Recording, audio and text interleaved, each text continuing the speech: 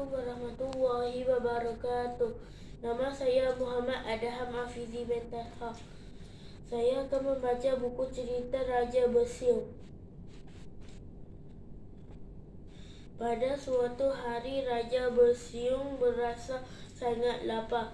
Cepat masakkan makanan yang enak kepada beta.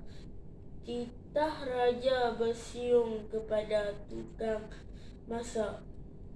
Tukang masak pun memasak makanan kegemaran Raja Bersiung. Dengan cepat, sewaktu memotong sayur bayam, tiba-tiba tukang masak terhiris jarinya.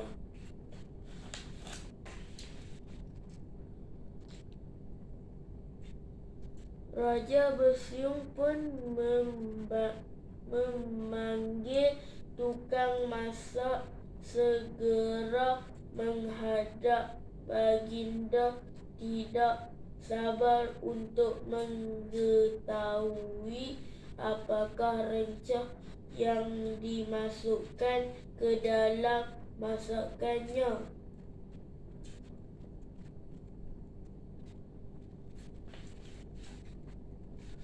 Tukang masak berasa sangat takut.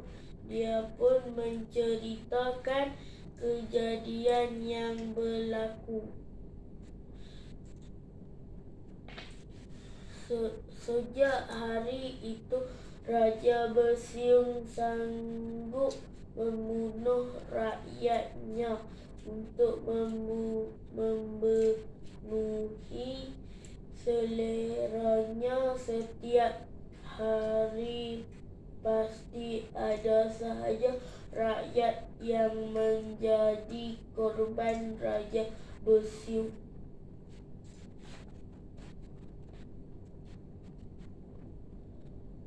Akhirnya gigi Raja Bersiung bertambah panjang. Baginda menjadi semakin zalim, rakyatnya semakin berkurang akibat dibunuh.